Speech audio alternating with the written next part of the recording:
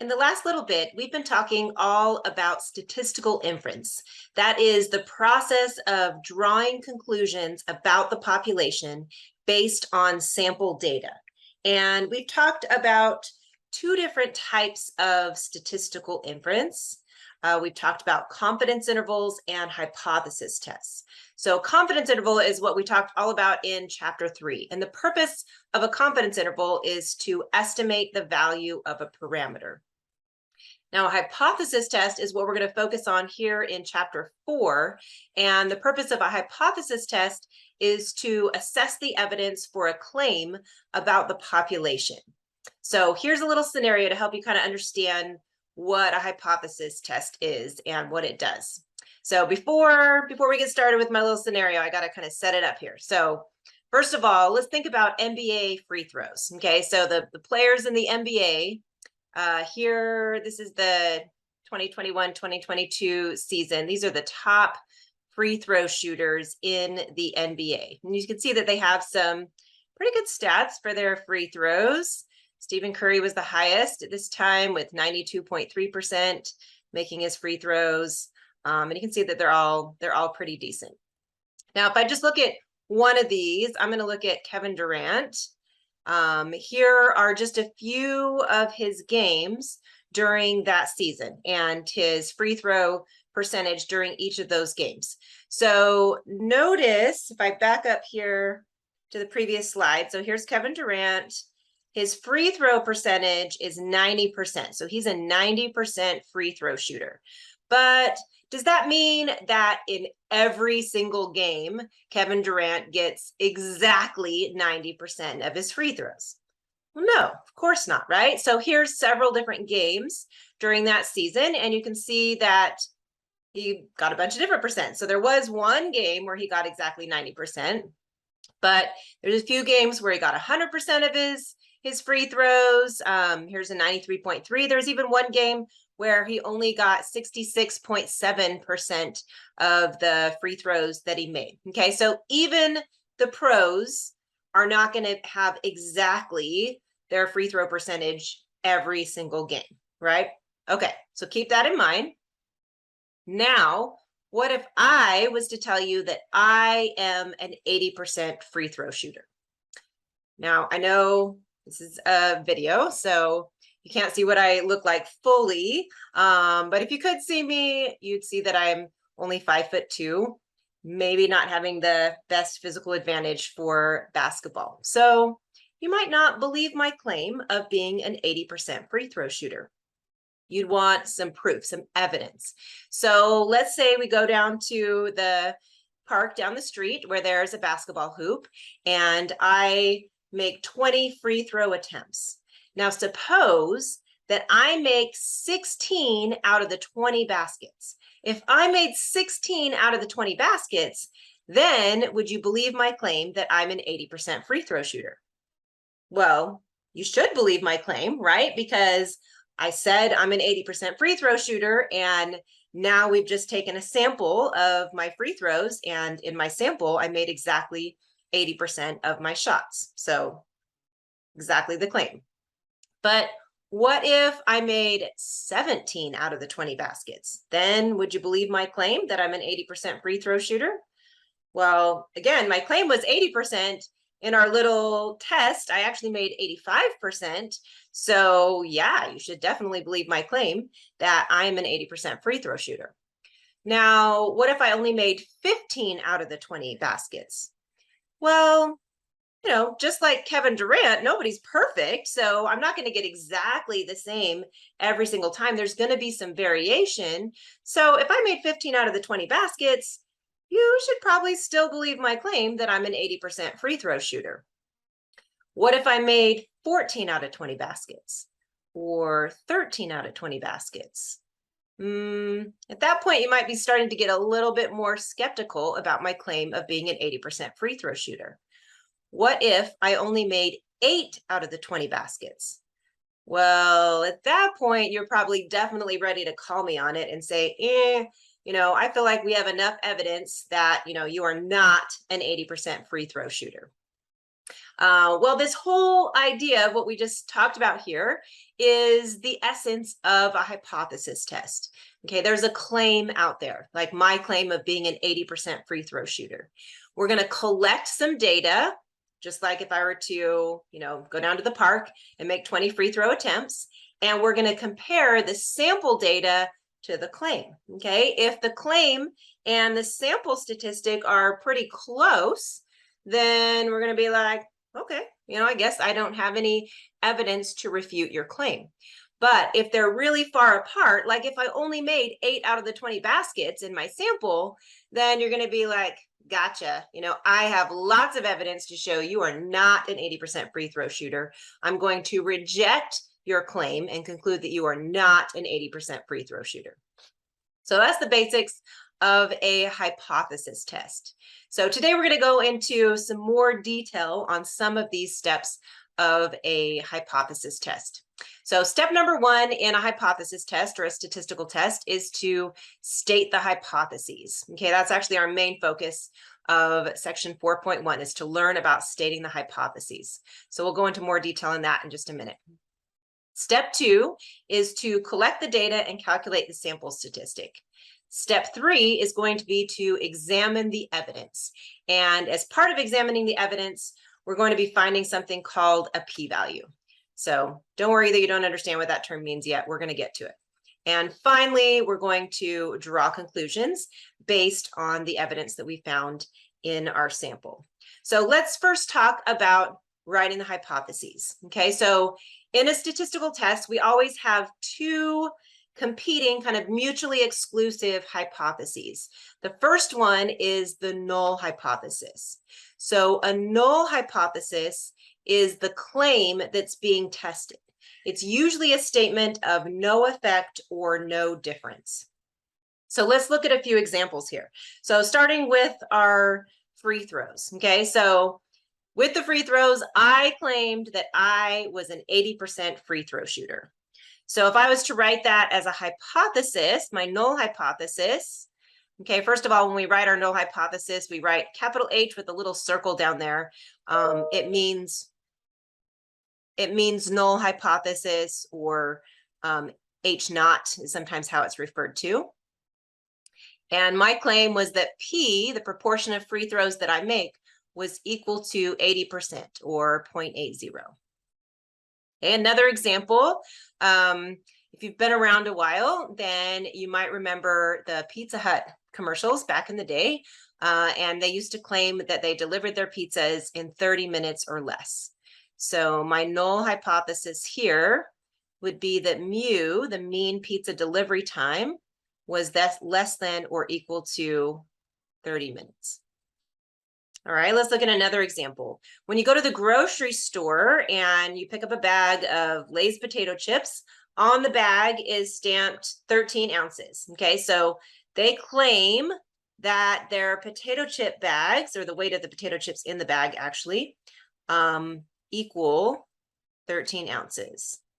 So my null hypothesis would be that mu, the mean weight of the potato chips in the bag, is equal to 13 ounces. All right, one more example here. Let's think about the time it takes for men and women to get ready in the morning. Okay, so do you think that it's the same or different? So if we wanted to do some kind of test to see if there's a difference, then my null hypothesis would be that it's the same. Remember, a null hypothesis is always a statement of no effect or no difference. So if I'm comparing 2 groups, like men and women in this case, then my null hypothesis would always be that those 2 groups are equal. So I'm going to say mean for women is equal to the mean for men. So females and males here. All right, so that's my null hypothesis. The other type of hypothesis that we always are going to write is the alternative hypothesis. So we notate that with a capital H and a little a. It can be an uppercase a or a lowercase a. You'll see it both ways. The alternative hypothesis is what you're trying to prove or find evidence for. So if I back up here to my examples, let's see if we can come up with the alternative hypothesis for each of these. Okay, so for my free throws, all right, so I claimed that I was an 80% free throw shooter. And how many of you, when you heard my claim that I was an 80% free throw shooter, thought there's no way she can be an 80% free throw shooter? She has to be at least 90.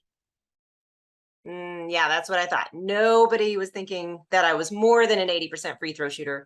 You're all thinking that I'm less than 80%, right? So what you would be trying to prove if you collected some data was that I am less than an 80% free throw shooter. So my alternative hypothesis would be P less than 0.80. Okay, notice if there's a number involved with our hypotheses, that same number is going to be in both the null and alternative hypothesis. Okay, my next one, Pizza Hut pizza delivery. They claim they deliver their pizzas in 30 minutes or less. So if I was doing a study, I would be trying to prove that it actually takes them longer than 30 minutes to deliver their pizzas. So alternative hypothesis, mu greater than 30 minutes. All right, thinking about my Lay's potato chip bags here. Let's consider if we were like the manager of the Lay's potato chip factory. And maybe I'm measuring, the weights of these bags as they come off the manufacturing line.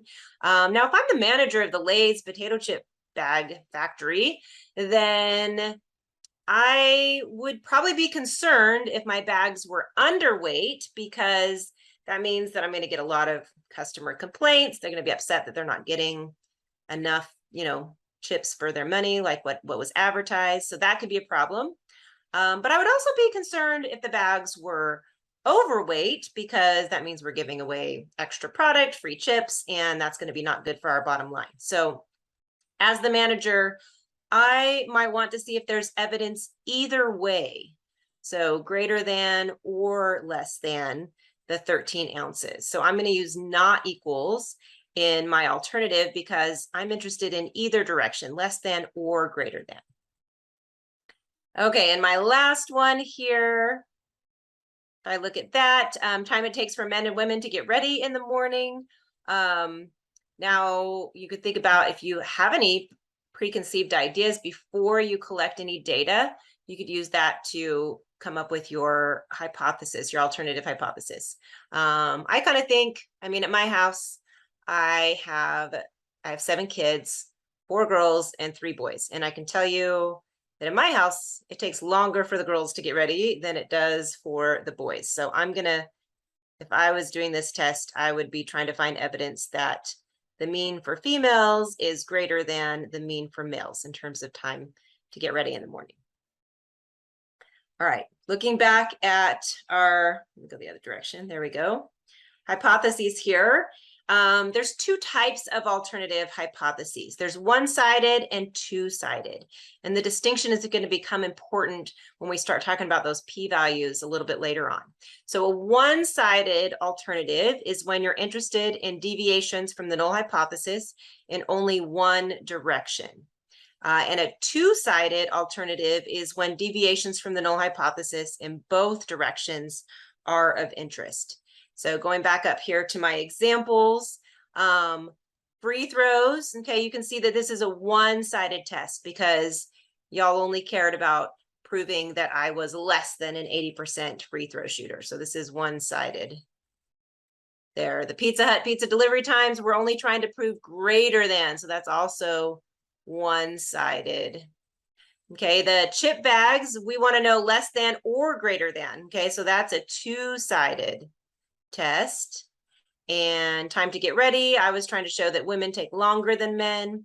That's been the experience at my house. So again, that's going to be a one-sided test. Okay, so you can probably see a pattern here to the symbols that we're using.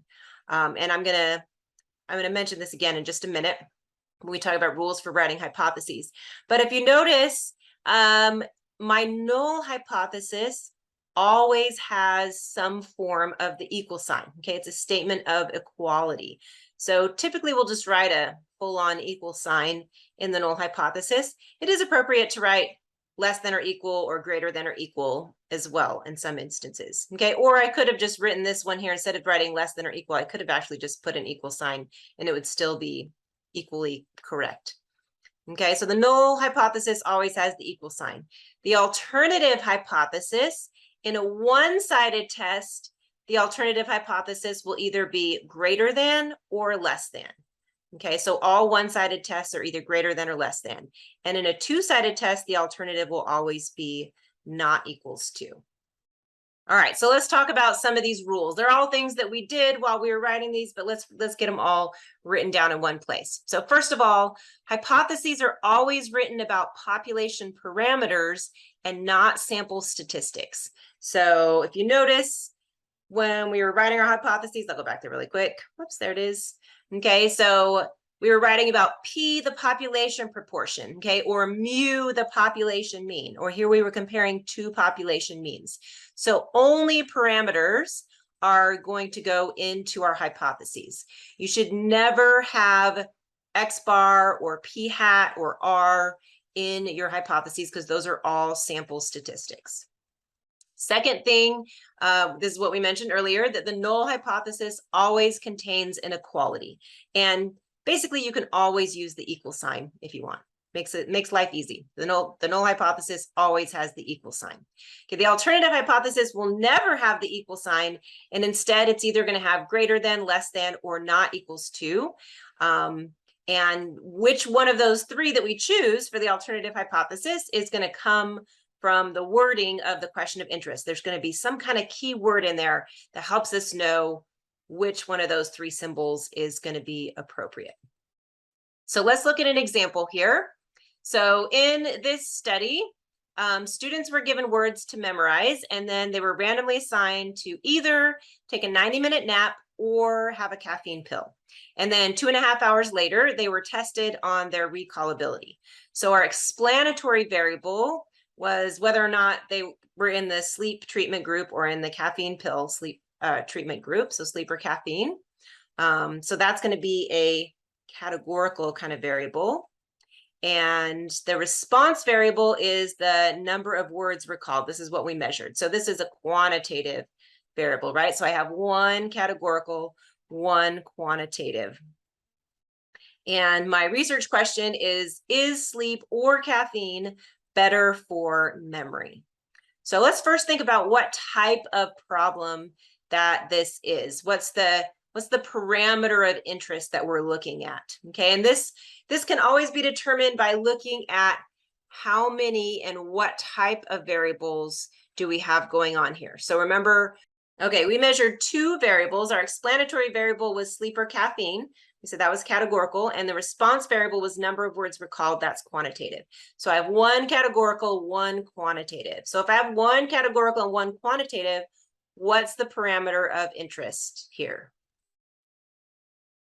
And if you're thinking D, difference in means, that would be correct.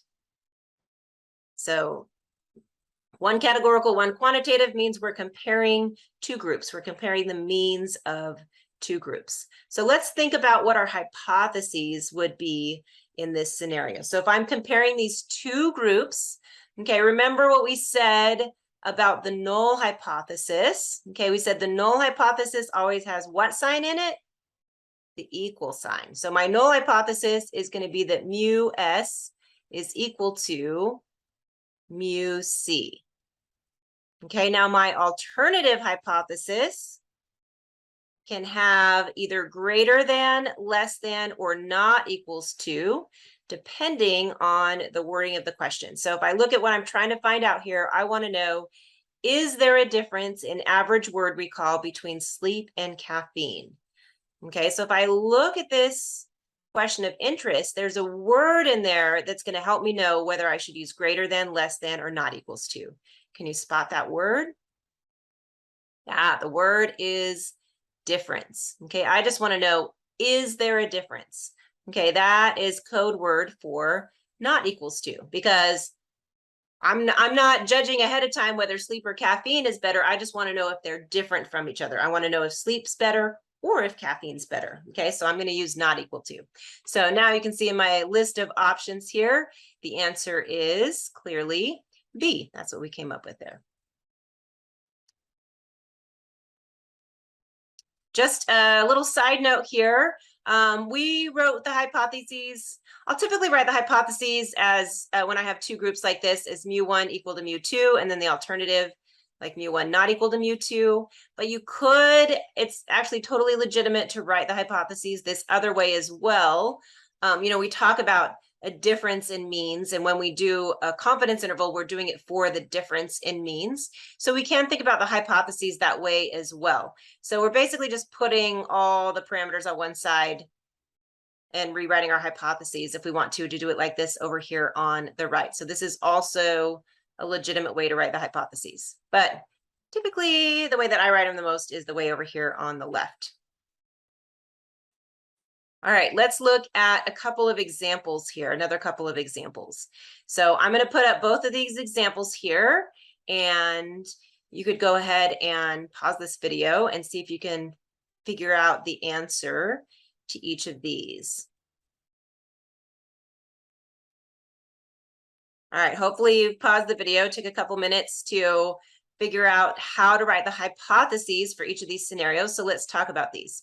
So the first one says, does the proportion of people who support gun control differ between males and females?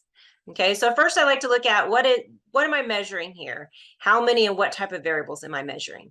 So one thing I'm measuring here is whether or not people support gun control. So if you think about how would I measure that? Probably like a survey, and I'd say, hey, do you support gun control? And the answer options would be like yes or no, right? So that's a categorical type variable here. And then it says we want to know if they differ between males and females. So it looks like I measured another variable here, gender, and that one also is categorical. So I have two categorical variables. So when I have two categorical variables, I'm looking at comparing two proportions. So I'm going to have the P for males and P for females. So PF might be the proportion of females who support gun control, and PM might be the proportion of males who support gun control. So my null hypothesis always has the equal sign in it. For my alternative hypothesis, a keyword in this one was differ. I wanted to know if it differed between males and females. So again, differ, that would tell me, hey, that leads to not equals to. How'd you do on that one? All right, let's look at our second one here. So the second one says, is the average hours of sleep per night for college students less than 7? So again, let's look at what we're measuring here. So I'm measuring hours of sleep per night. So that's a quantitative type of variable. And that's it. I'm just measuring that one. I'm not comparing two groups or anything like that. So if I just have one quantitative variable, then I have one parameter, and that parameter is going to be mu. Okay, so my null hypothesis always has the equal sign in it. So my null hypothesis is going to be that mu, the average hours of sleep per night for college students, is equal to 7. And then my alternative hypothesis, remember, it's always going to have the same numbers, same parameters. The only difference is the symbol in the middle there. And the symbol is determined by the wording of the question. So I wanted to know, is the average hours of sleep per night for college students less than 7? So that tells me I'm going to use a less than symbol. So I put in the less than, and I get mu less than 7 for my alternative. So one thing that is sometimes helpful when you're writing hypotheses is if you can recognize that the alternative hypothesis is really just our research question written out in symbols instead of words. So the research question should pretty much match up exactly with the alternative hypothesis, which is what it does here. So we wanted to know, is the average hours of sleep per night for college students, that was mu, less than 7? That's my alternative hypothesis. Okay, same thing with this one up here. We want to know, do the proportion of people who support gun control differ between males and females? So that's what we're stating with our alternative hypothesis there. All right, so we've talked all about step one of hypothesis testing, which was stating the hypotheses. And now you've had some practice stating the hypotheses. So hopefully you're feeling a little bit more confident in that. So remember our 4 steps to the hypothesis test. Step 2 is to collect data and compute the sample statistic. And really that was what all of chapter 1 and 2 were all about. We talked about collecting data and we talked about computing sample statistics, sample mean, sample proportion, all that kind of good stuff. So we've already learned that. So now we're ready to move on to step 3 of our hypothesis test, which is to examine the evidence. Okay, so here's where we're going to look at our sample data and compare that to the claim. And we want to know how much evidence against the null hypothesis and in favor of the alternative hypothesis is there. So we're going to compare the sample statistic to the value that's being claimed under the null hypothesis. And the further apart they are, the stronger the evidence for the alternative hypothesis. So hang on, I can hear my kids. Let me just close the door. If you think back to my free throw example, if I claimed that I was an 80% free throw shooter, if I made 15 out of 20 baskets, that's 75%. That's not really that far away from 80. So that doesn't seem like very strong evidence to say that I'm not an 80% free throw shooter, right? But if I only made 8 out of the 20 baskets, that's only 40%. That's pretty far away from 80%. Then you have a lot more evidence to say, hey, no, she's lying. She's not an 80% free throw shooter. We have evidence to reject her and her claim. So here is a question. I'm going to put up the poll so you can answer here. Let me relaunch the poll. Okay, so this is just what you think. So do you think there is such a thing as ESP, like a sixth sense? So A, if you do believe in ESP, and B, if you do not believe in ESP. All right, man, we got a bunch of ESP believers in here. So it looks like 80% of the class approximately believes in ESP, and about 20% of the class does not believe in ESP. So just for reference, I guess, here's kind of how beliefs in ESP have changed over time from the 90s to the 2000s anyway. So in all cases, we have quite a few people who do believe in ESP. One way that we can test for ESP is with these cards called Zener cards. Okay, and Zener cards, there's 5 different cards and they each look like these. So they have one of these 5 different symbols on them. And what they do is they have, like the picture shows here, they have somebody on one side of the board who's drawing a card and putting it up. And then the person on the other side of the board is trying to guess what the card is. So the person who's putting up the card is trying to like mental telepathy, like tell the other person what symbol is on the card, who then guesses. Okay, so there's 5 different cards with 5 different symbols. So if there was no such thing as ESP, then what proportion of the guesses would be correct just purely due to chance? So I'll throw up the poll again. Okay, so if there's no such thing as ESP, so ESP does not exist, then what percent of the time would we expect to see correct guesses just due to chance with this little ESP test here? All right, awesome. Most of you said C, P equals 1/5, which is exactly correct. So there's 5 cards. So you basically have like a 1 in 5 chance of getting it correct, even if there's no such thing as ESP, right?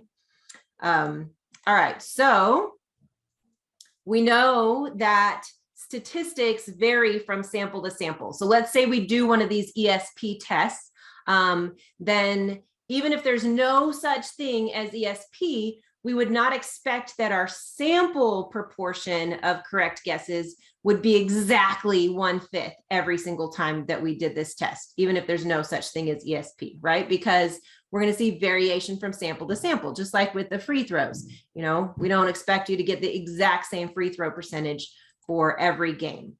So even if the population proportion is 1/5, not every sample proportion will be exactly 1/5. So how do we figure out when a sample proportion is far enough above 1/5 to provide evidence of ESP? So what we need is a statistical test. Okay, so the statistical test is going to help us determine whether or not our value is far enough away that we can reject the null hypothesis and draw our conclusion here.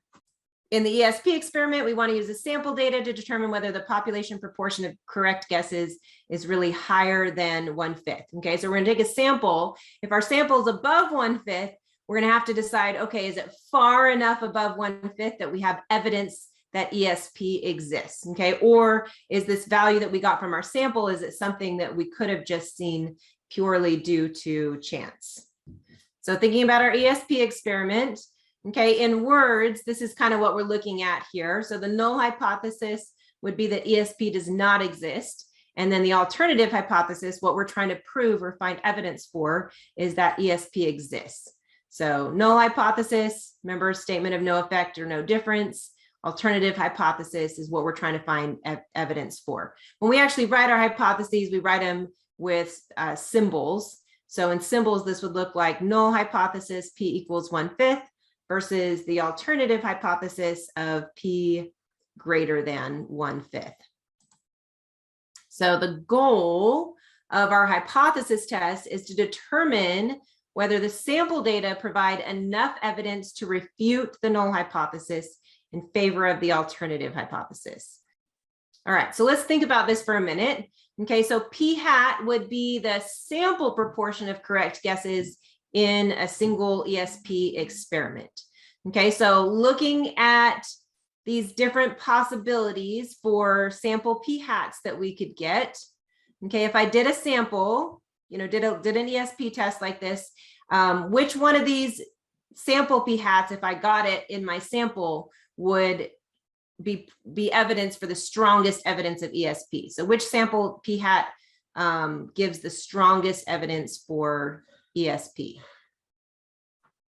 Very good. We had a bunch of people that didn't vote on this one, but the people that voted, then most of you got this one correct. So remember, the further away your sample value is from the claimed value in the null hypothesis, the stronger the evidence. So our null hypothesis was P equals 1/5.